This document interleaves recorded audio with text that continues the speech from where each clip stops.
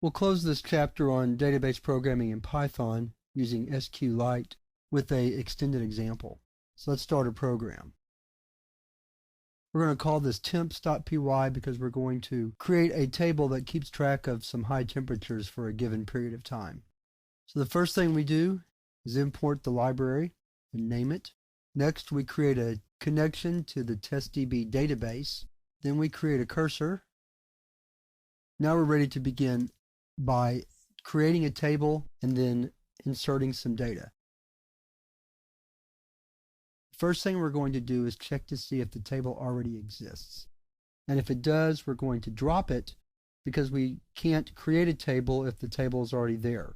So that command is drop table if exists temp. So let's fix that real quick. There we go.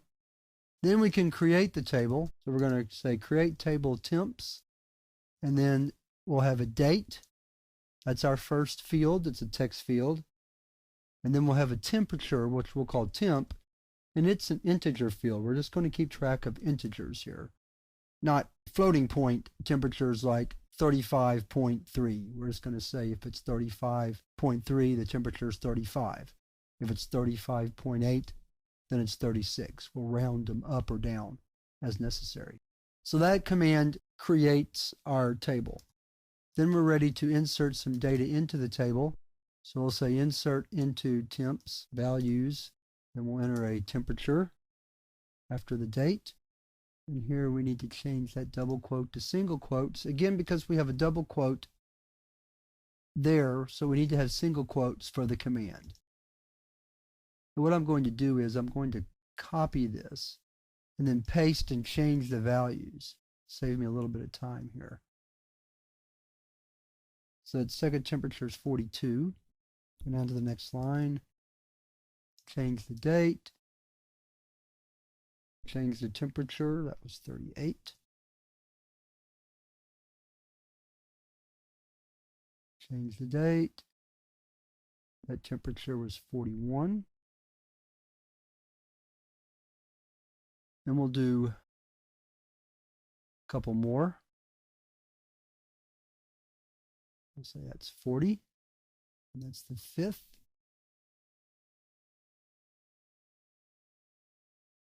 And then for 12/6, we'll say that temperature dropped down to 28.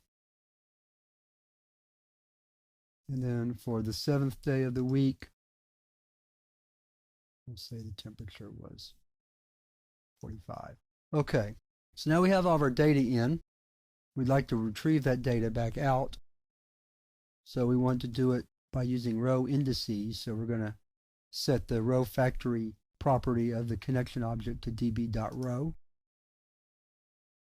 Now we'll write a select statement. Select star from temps. And then row equals cursor fetch all. And then we're ready to print the data out. %s. %s.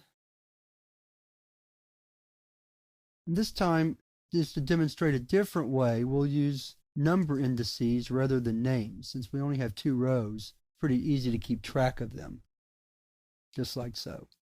At this point, let's go ahead and run the program. We're going to add some more to it, which is one reason why I dropped the table, so that we can recreate it.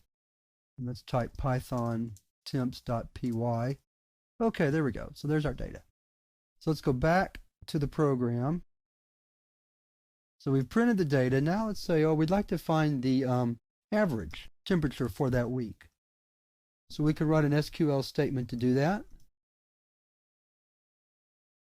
The SQL statement, select average temp from temps, will compute the average of all the temperatures and then return one value. Then we are going to use the fetch1 function to return that one row.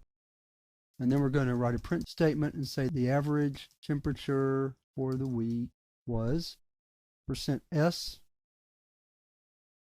and then %, row sub 0. And let's give that one a try. So click File, Save.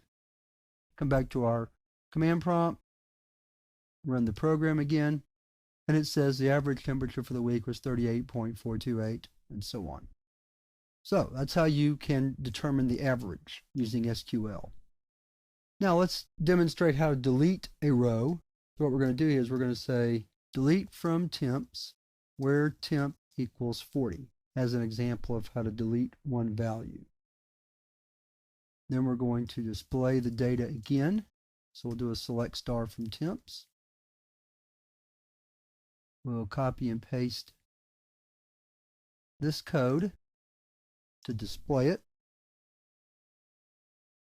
Let's see what happens. Let's clear the screen. Okay. And there's our new data. And if we wanted to, we could have also gone back and recomputed the average. But we'll stop there. So in this one program, we've demonstrated everything you need to know to get started with SQL programming in Python. You see how to create a table. You see how to add data into the table using inserts. We've seen how to retrieve data from the table.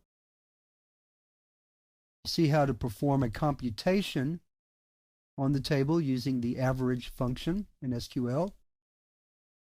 And you see how to delete data from a table. So that wraps up this chapter on how to perform database programming in Python using SQLite.